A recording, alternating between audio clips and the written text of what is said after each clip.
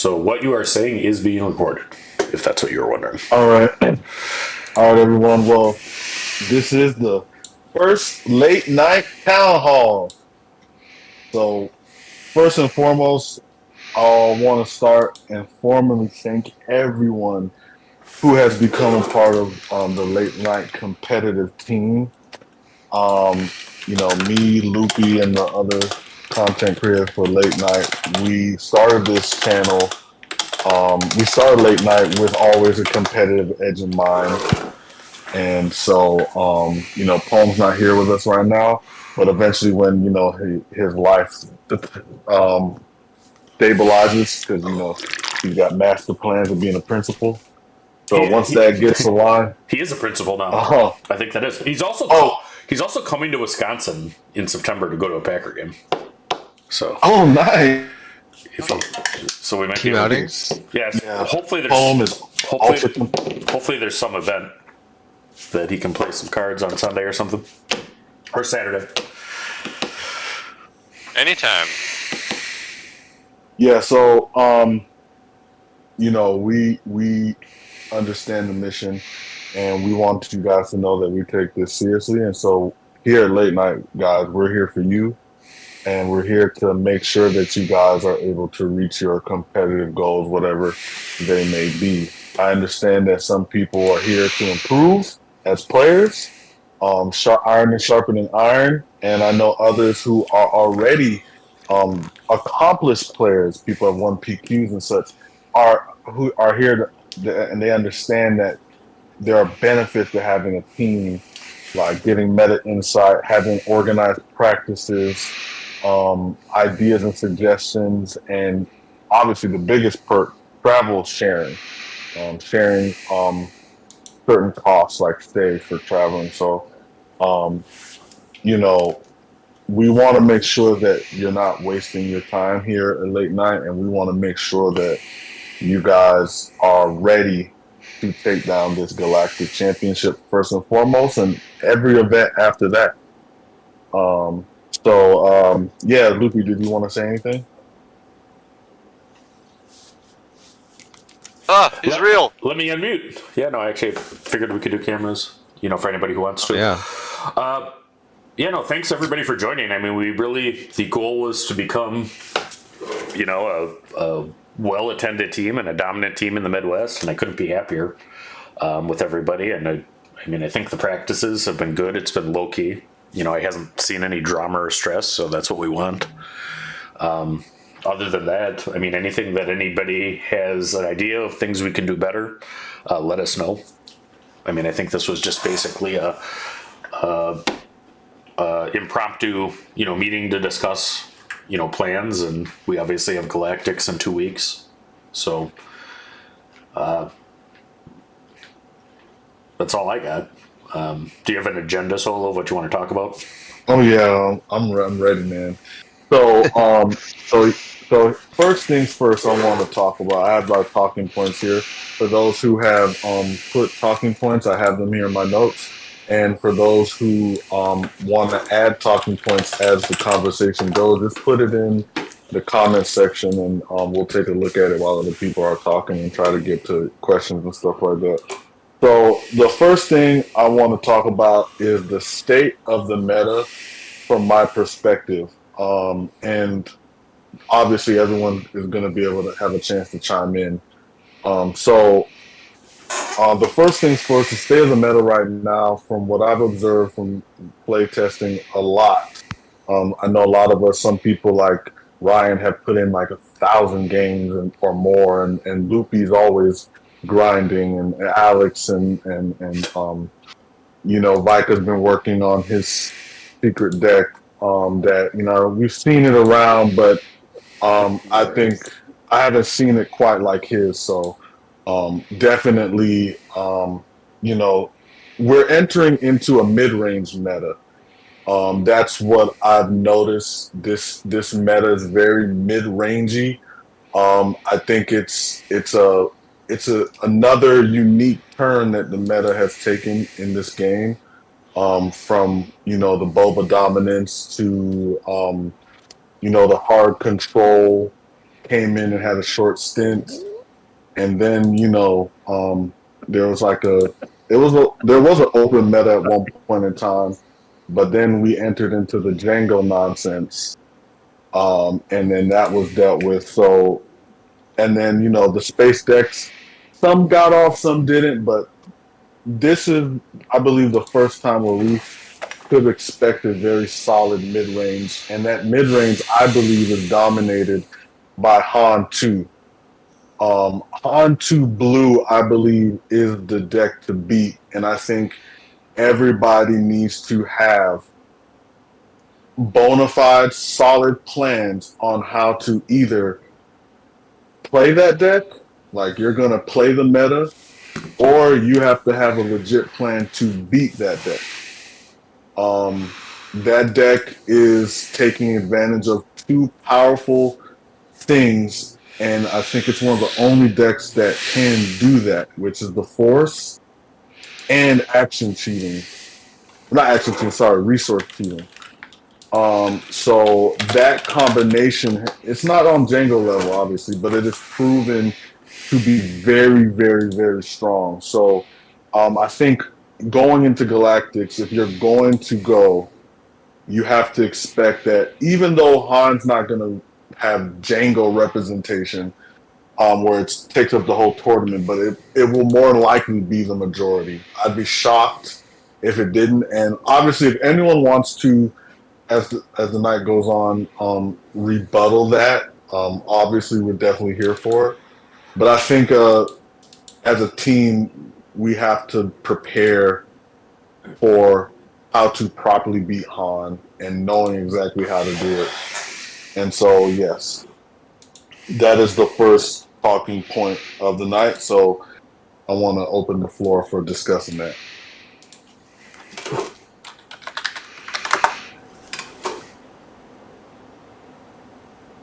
I've definitely had success against Han with my Thrawn Yellow. Like, I think internally it's, maybe 7-1 or something like that so far. So that, if anybody's looking for things, that could be one. Do you mind, Vika, going into because here, in order for us to be proficient at our competitive play, we have to have a why for everything. Like, I think we have to know the exact why every deck is doing well or not doing well into it. So, Vika, could you explain, please, why your deck is so proficient at beating Han too? It's just big plays, I guess. Early card draw to have the big plays, like on 5 dropping Legacy Run, and then on 6 either running it into something or ideally doing Chimera to trigger it, and then being able to follow it up on 7 with Vader and Xian Flurry, and just that it doesn't put enough. Sorry, my little guy's in the room. Just that they don't aggro us down first before we can get to that stage. So would it be safe to assume that because your card draw, you're able to keep up with the Ki-Adi-Mundi plays? Is that like they lose that advantage that they have over you? Yeah, like we've got like lots of cards that draw 2. Alex, I got you next. Which helps. So yeah, we stay ahead on card draw. The fear of just be getting aggroed down early. That's the transition to what I was going to say, is that I think the decks that do really well against Han 2 are not good against aggro.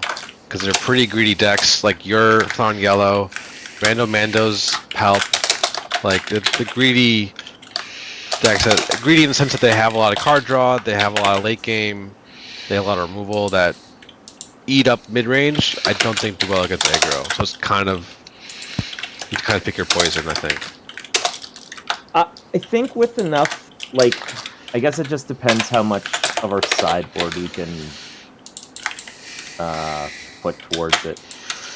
Like, played a lot of games just against myself on like against Vader Yellow, since it's such a different beast or whatever, and I feel confident I can beat it, but like it definitely takes a lot of sideboard slots. And if you can find a way to sort of get get sideboard cards like that to work into different matchups, then maybe you can get to a place where you're all right. Like it's nice that landing shuttle as a 2/4, it can actually take out a lot of Vader's units, like Vader Yellow's units in space, because there's a lot of like 1/2s and even just the Kaiser 1/1s, or it'll trade with Vader's tie. It takes 2 attacks, obviously, but also obviously it's really good against late game ones because it'll draw you 2 cards. So there's some synergy there, but yeah, it would just be getting to a place where you're okay against the aggro. Yeah. And so, speaking of that, right? That's one of actually my next talking point is and Ryan did ask this. I don't think he's coming tonight, but he'll be on next week. Is where does aggro stand here? But before we move on to that, does anybody else want to chime in on Han 2 Blue beating? Is Han 2 Blue the deck to beat? Are you going to play it, or are you trying to beat it? Anyone else want to chime in?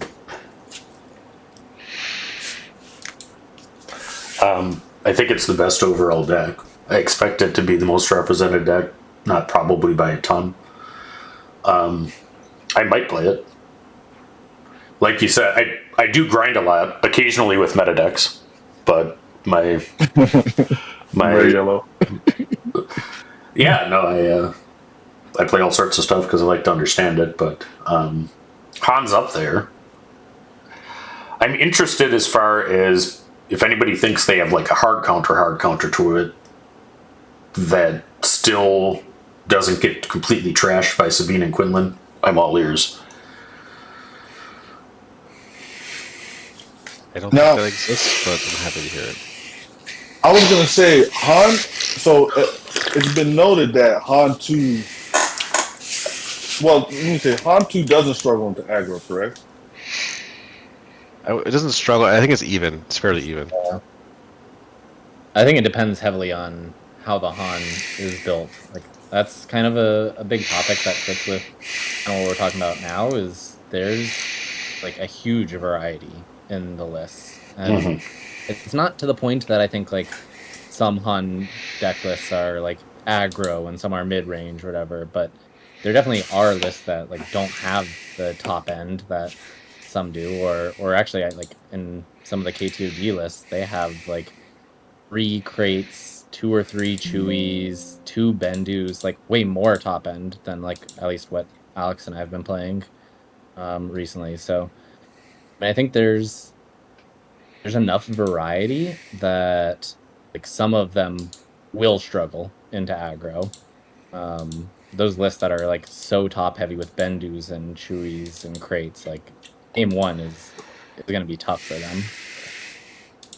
So it kind of reminds me of before Django got hit, where the Euro had like a different version of Django than the Americans. It was kind of funny, like you have a Han 2 that's more low to the ground, or then you have like a Han 2 that's more into the top end. So yeah, I mean, I think that just shows that Han is a very powerful deck, right? Like, however you're building it, people are still feeling like it is the strongest deck, and there is no consensus. It's the strongest because, I mean, obviously, Kiadi and Force Throw are like constantly, and that's why it's one of the strongest. But there's not enough of a consensus to say like these are all of the reasons that it is the best. I mean, Corn, I think that reaction you're seeing, like, that's because I think everybody expects Plan Blue to be there in force. Right? That's a natural reaction to trying to be the mid-range focused Han is getting a little bigger than him, and it also protects you against the control that might come out as a result too. So I mean, if everybody's thinking that, they're thinking aggro is not going to be as big a threat as just the mid-range and the control, right? Well, there's a weird dynamic Yeah. with how it works though too, because who was it? That Corwin that I was playing when I was playing Kaz, right? Correct. Yeah. So it all comes down to having force throw and something to like throw at Acro decks, right? So some of those Yeah. big cards have a secondary use, right? They're just force throw targets to, kill anything that's big enough, there. I mean, really, what unbalanced Depends on everything, it is Kiadi, because just being able to draw through your deck. Best card in the quickly. game. That's the best card in the game right now to me. And I mean, I think Han Blue should be mostly self-throwing, under most circumstances. If you've already there, you're not setting up Rebellious. But I mean, it can just be very, very strong. And I think what makes Kiadi Mundi so oppressive in Han 2 is that really it's a 3 cost. It's a 3 cost 4/2 that gives you 2 cards. And that's pretty ridiculous. Does someone else want to say I think something? I was gonna say what Loopy brings up, like, was definitely the case in the Kaz games, but it kind of makes me wonder if, like, is there a possible meta deck, and like I feel like it would have to be a version of Sabine really that can go wide enough that like the force throw isn't the solution, because in like the Kaz, I was winning those when I could force throw and kill your like 7-8 like piloted stolen AT hauler or whatever. But if you could have gone wide enough, I mean, maybe then like the decks that have the force choke Anakin to like double kill things win. But I don't know. It's a balancing act of like, what do we expect people to bring? What version of the list are they on? I mean, There's versions of the list that don't want Anakin, so.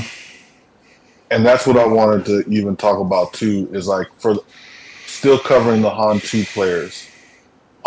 What version of Han 2 are you leaning towards? Is it a top end, a low end, or is it like a pure mid range? I mean, I was all good on mine until I saw Paul Heaver's list today, and then Adam smashed me with it, and now I've like second guessed everything because his list is really weird. Like, no hammerheads, no Grogu, 3 entrenched, 2 bombing run in main, which I don't like personally. But I think it's built for like the mirror. And he also looked at his tournament record. He beat 2 Sabines 2-0 and then a Gar Yellow 2-1 in the final. So I plan to test out his list the next day or two because people are going to be not decking it. is that who won the event? And Yes, and he's got a reputation as like the best X-Wing player ever. So people know him. Like, I know him because of that. So, this goes back to the point that Carmen was saying that there's a lot of ways to build the deck. There's that, and there's a lot of ways to play the deck because everyone has different play styles. Not one deck. Oh, wow, nice fireworks. I forgot there's a whole bunch of these. You can go like this too. Yeah. Oh shoot, you're next level, boy. This is how I felt though. I played against Adam. This is how I felt when he forced through me a bunch of times. So what is this? You gotta show me how to use that. You've distracted me from Spoo entirely. I want to know how to. you just do that a hand like double rock hands. Does that work on mine? How do I make it work? Sorry to derail our town hall. I learned this guy used to talk. I used to FaceTime my girlfriend on this. That's how you could do. Anyway. Oh my god, that's ridiculously awesome. It's from FaceTime as well. You can do the same thing on FaceTime. Anyway, going back to the point, is just that there's a lot of ways to build this deck, a lot of ways to play it. I don't think there's like one absolutely correct version, at least not yet. Yeah, let me stop there. But hey, so here's the thing. That's a great point you just brought up. Do you build to beat the mirror if you're expecting Han 2 to be prevalent? And how much ground are you losing into other things if you build for the mirror? Exactly. Yeah. Is that like how many people here are legitimately considering Han 2 right now? Like I mean, everyone knows I'm the I have my 10-page notes document, so. Okay, cool. When you're done, please post that. Yeah, Oh, it's in the. so- Oh, it's in the It's team on the chat chat, or right? team drive. Oh, nice, nice.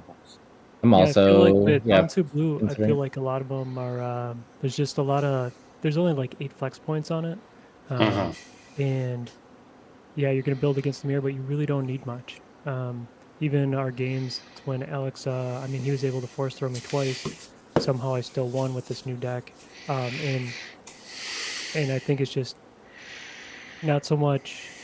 I think just getting used to it. Obviously, that's any deck, but I think it's really cool. The sideboard cards they introduced weren't really ones we were looking at, which is really good knowledge for us.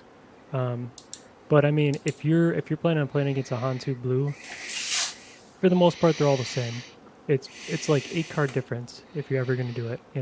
So as long as you can beat 42 cards out of their deck, chances are you're good. As long as you're comfortable with it.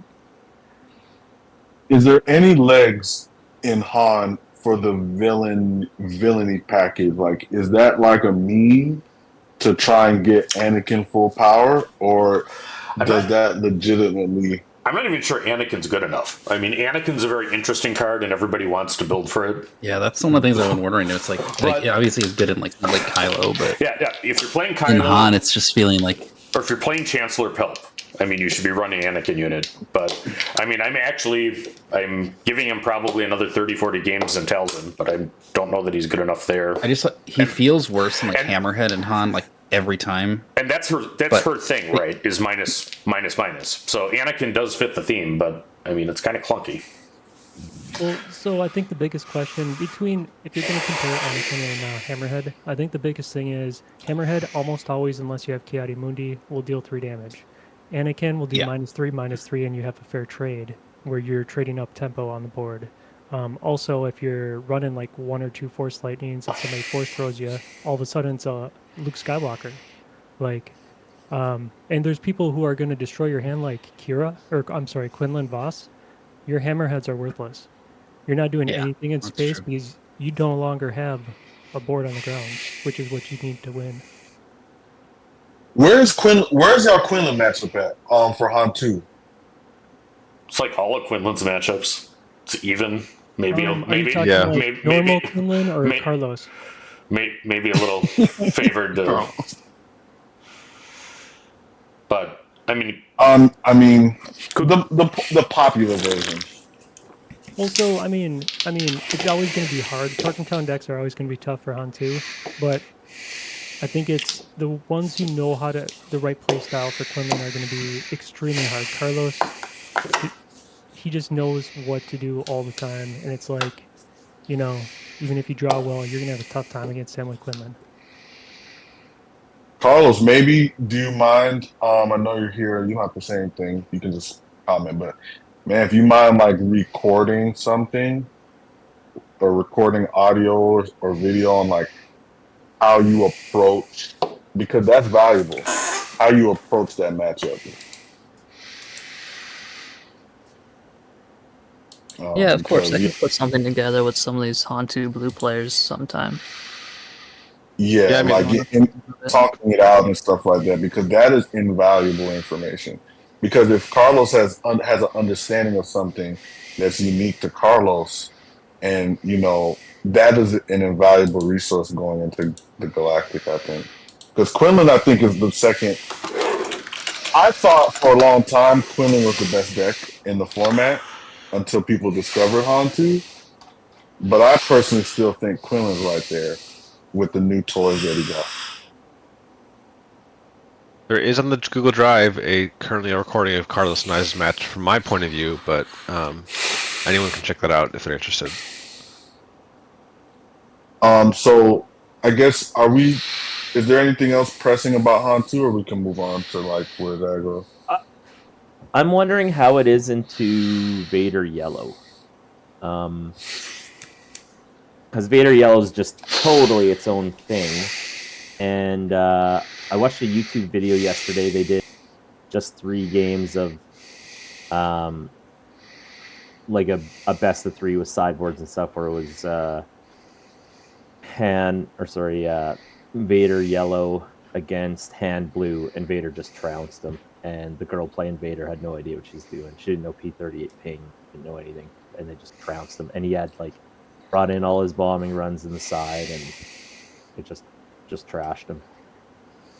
I feel like that would really surprise me. I've played against KTOD's like Vader yellows, like people in that forum, like specifically requesting playtesting, and I'm like up as Han blue. Like, thing it is that it can be tough, but like if you know what their big threats are and like save your cards to do it, like I don't know, there's a few pathways that you can take into the matchup, and like one of them is just hoping you get like restores. If you get like a couple of your restores, like especially like a Yaddle and a Yoda, they don't win unless they have like multiple sanctioner shuttles to like keep you off it. But I mean, like Boston yeah, I Network feel like it kind of has championed. Yeah, Boston Network has championed Vader Yellow.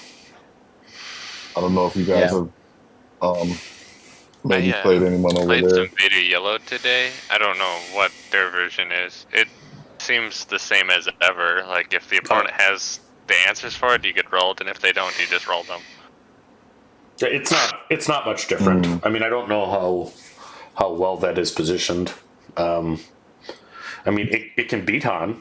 It's about whether Han wants to put much attention to it, particularly in the sideboard, right? Because it's already can be tough if they add in like bombing runs to it.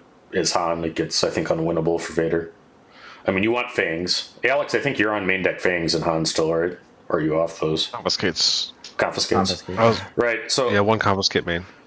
Like if you have upgrade removal and some ability to either restore a lot or clean up the space arena, you'll usually beat Vader. Which this transitions us into the aggro. Like, I think like on that note with Quinlan, I think Quinlan's kind of naturally can be good into Vader, but I don't have for a while I was not running Fangs or Bamboozles in my main deck, and then that actually gets to be hard if you don't have anything.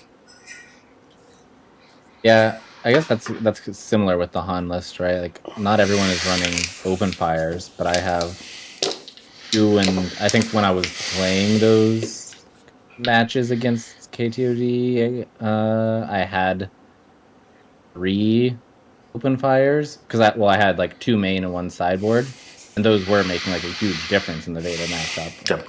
And I know not all Hans are on them, but being able to like immediately kill their victor leaders makes that match way easier. Right.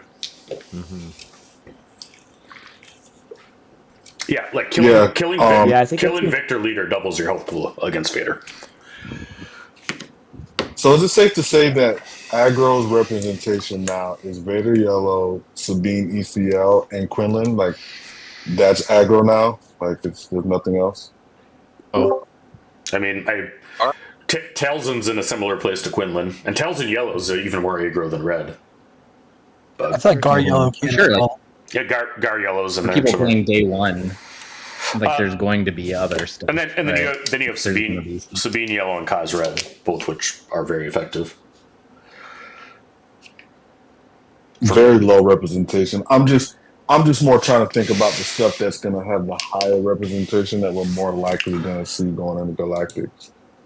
Right. If you play, honestly, here's the thing. I think is an approach. Well, look at what Carlos posted in the team chat the other day. He goes through what everybody's playing on Petra, right? So that should tell you. But I mean, Sabine and Kaz were on that list. Yeah, Vader was on that list too. Vader's just so unique that like. Yeah, I'm scared of Vader too. Like that's like he's been like my boogeyman because he's so weird. Bro, like he's so different than the other Vader right now. It's a game other stuff you can kind of have a general. You have an answer to it or you don't, and it's very non-interactive. Yeah, and it can just come in and obliterate you. Yeah, you guys know I've been on my bar. Yeah, I worry about that. I have no answer for Vader, yo. None. and the question is, do we need one? Like, is it going to be around? Like, if it just gets crushed by hand, then maybe we don't. But I'm not. But how sure. confident are you guys in the Han 2 into Vader matchup? Because that's big.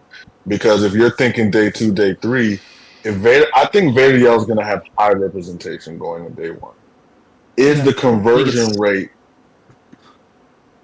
I think it's way better for Han if you're running the bombing runs. If you're not running the bombing runs, like maybe it's fine, but bombing run is Yeah, just- agree huge. Just Hey. a heads up, both those tournaments that were Later, this Adam. weekend- What's up? I'm just telling Adam later he's going to bed. Yeah. Oh yeah, he was talking. I just wanted to say this quick. Just a heads up. Both those top 8s had Vader Yellow in it, so it's definitely a thing. Mhm. Yes, I think it's going to be one of the more popular decks. Like it might even bump Sabine down in representation. Yeah, Like, a lot I of wouldn't be people- surprised if that's the case. I think other big like content creators are pretty down on Sabine, and I think that's going to influence a lot of what people actually bring. Like, if everybody in the K2D Sabine thread is like Sabine is dead, there's going to be fewer people Yeah. bringing it. Same with like if Bothan is hyping up. Except that the K2D Vader. thread has thought Sabine is dead like 5 times at various points. Yeah, and, that's, and now and now it's actually like it's yet- Chrono yet to saying act- it. Well, right, but I mean that's happened before too. I mean, I remember at the beginning of what set is this 4? Whatever the one is, Poe, was coming out. Like the Sabine chat was just super down in the dumps. And Yeah. I mean, I don't agree that it's dead, but I do think No, that it's not even dead. in the past, whenever they've said that, it has led to lower Sabine representation in like major events. I think Sabine will be lower representation than it was before, but it's still probably going to be the most represented aggro deck. And I mean, it depends what exactly we're calling aggro too, because Thanks Sabine qualifies. like if Quinlan, I think Sabine will have low rep, high conversion. well, That's my thought. certainly there, but I mean, we're talking about like Quinlan and some other stuff is aggro. I mean, it's not really that. And Carlos said it. I think there'll be a lot of like, both Boba and Piet are aggro-y type decks as well. They're aggressive at least. I think there'll be lots of Sabine there, if only as people's like secondary deck to like grind pods and stuff like that. And a lot of people could pivot the night before, like they only create 2 decks, and like there could be more Sabine Green than even people intend to play. They might swerve at the last minute because for whatever reason. But I think people will physically bring the deck for pods or like for side events. So I just think it's higher than you expect. So basically, aggro is pretty much unchanged. Like Vader Yellow is pretty much the same. Sabine's pretty much the same, and you just have to have a plan of attack to weathering the aggro storm and not get run over. Are you guys comfortable into your aggro matchups? I mean, I'm getting in there. I tried the top Vader's targets. just so different. Yeah. Top target is an aggro killer, man. If ever someone asks me what is the answer to aggro, play top target. Owen Lars is the other one that Paul Heaver played today that I'm going to try out instead of top target because it seems like it could be good. Get it early, but I'll try it out. Which leads into another talking point brought to me by Taxer. He asked any of the blue decks maining 3 vigilance currently, or is that gone from Kira even now? And I answered it in the chat, and my opinion is vigilance. I think was mainly there because a lot of the blue-green piles, their 6 toss turn was pretty like bad.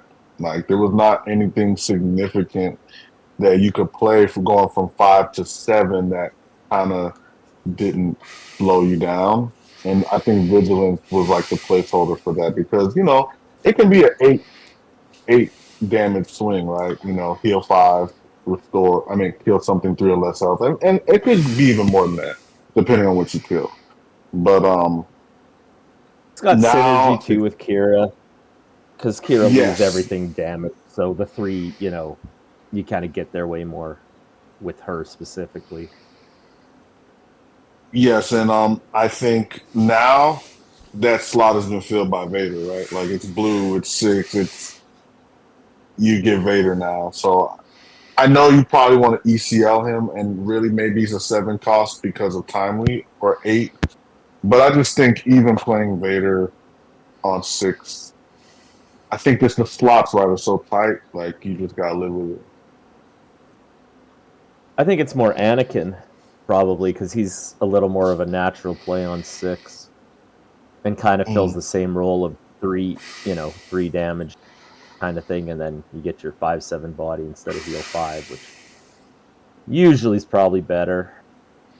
But So I guess to say, like, I know some people are playing Palp or some blue-green villain pile, like Kylo ECL and those type of things. Are you guys worried about the soft to hard control? Well, hard control I think doesn't even exist now. I don't think it can in this meta, but the soft control still has a placeholder. Where are you guys at with the soft?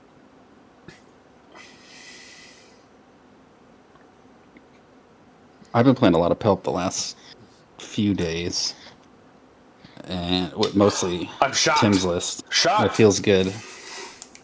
It does. I've been playing Tim's feels list too. good. It does feel good. Except that I think it's Tim. My locals, I think to have vigilance, and My locals are I'm confused by that. did you Hold on, stop playing Palp? I'm literally playing right now, guys. that's funny. Wow, we don't have your full attention. The power of a second monitor is strong. So how I does only Palp have like feel? 25 games with it so far, but like they had very good results essentially. I think My like, the locals worst are thing I've very high lost on to Palp. is like the hardest part with like some stuff is mostly just like hard draw, get to super laser, clear the board, and just start killing their threats one at a time. It can be harder if they're going to be dropping a lot of little things constantly. Because Palp is a mid-range killer, so you would think if we're gonna call Galactic a mid-range meta, shouldn't Palp be smiling from You would cheek think to cheek? it's kind of what It's I want it to be. I want that to be the reality. I don't want people to play Sabine. That might be the call, man. Palp might be a sneaky good call right now.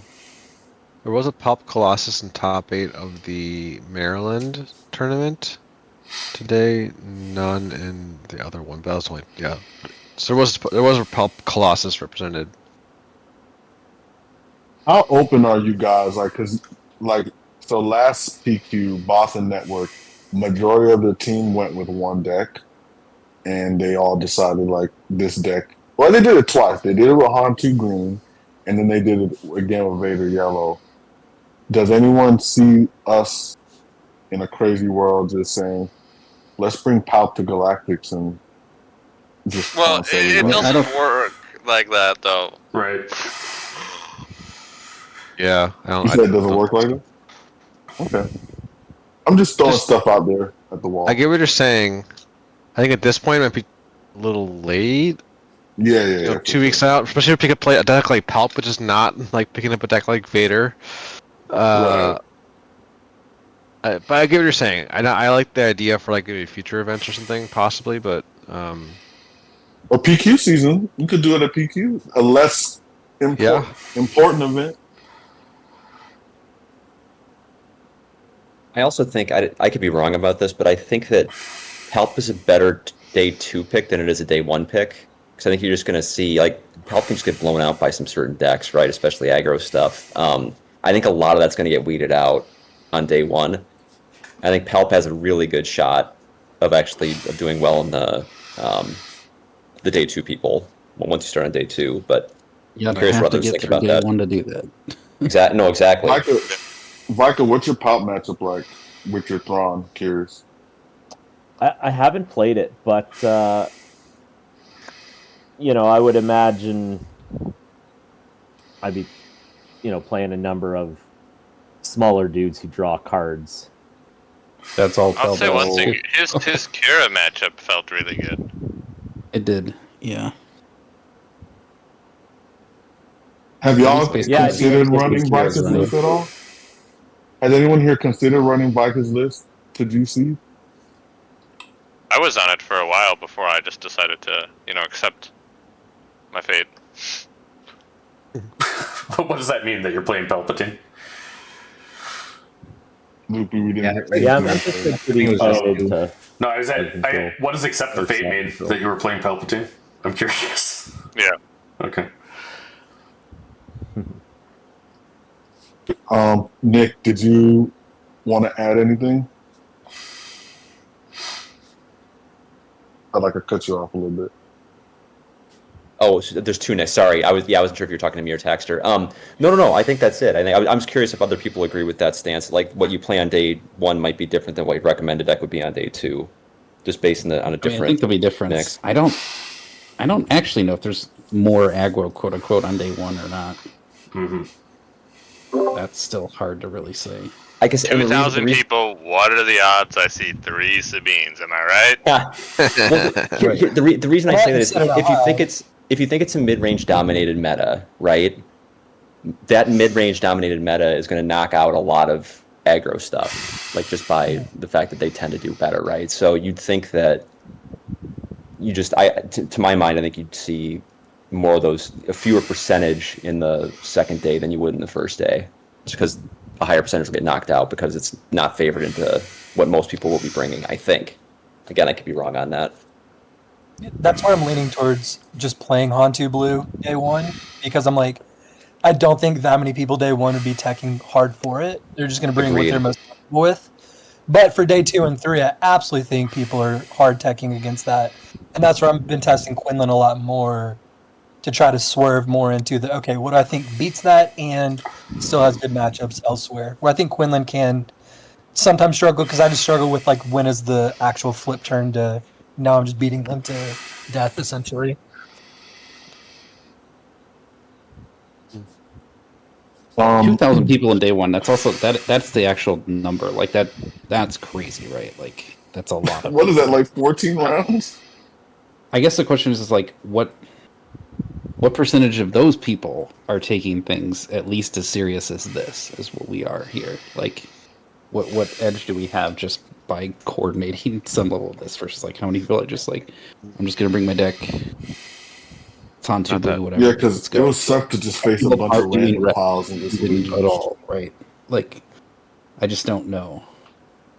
And then, does anyone have a beat in the Europe meta? Because Euro's going to be in Vegas. Good question. Nope. Dude, the Euros are just literally jamming random crap together, bro. What are you talking about? And it all has 56 cards. That's what I was about to say. 54 card minimum.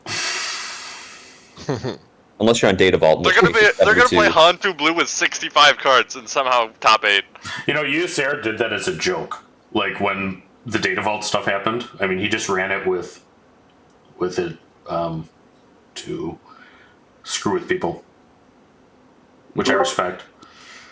I love the Nordic guys when they're like between Frisk or another 2-drop, where they were trying to figure out I don't know, this one was shiny, so I put it in there. I was like, Europe meta. Europe meta. Okay. I want to give some time to the people who haven't said anything if they have any questions, if they're running like a deck that's non-meta that they want to talk about. Like, I don't know, McBobber, Rufus, Emmanuel, Yeah, I think Carlos Christian. I think we should wrap this up the next little bit. We'll have a similar meeting next week, probably. Would be good. Yeah, we will.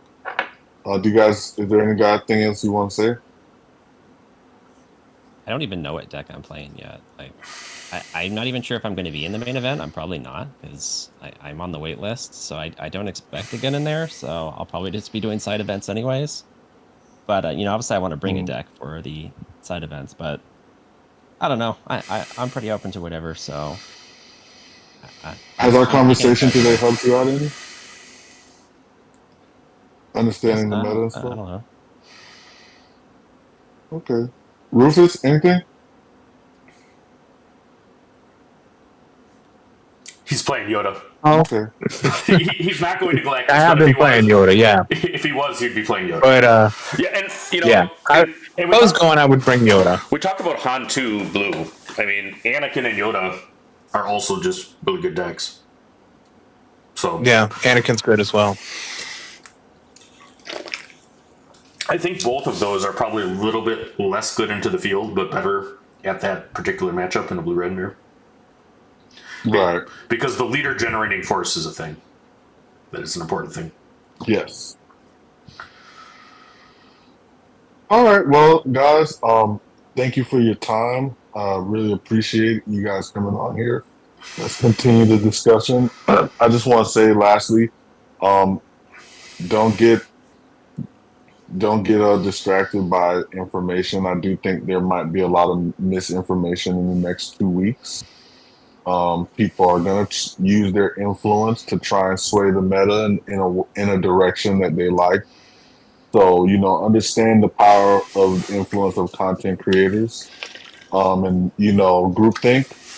Trust your data, trust your testing, trust, you know, your team, and, you know, Has no anyone hard. actually seen that? By the way, that manipulation that you're talking about, like,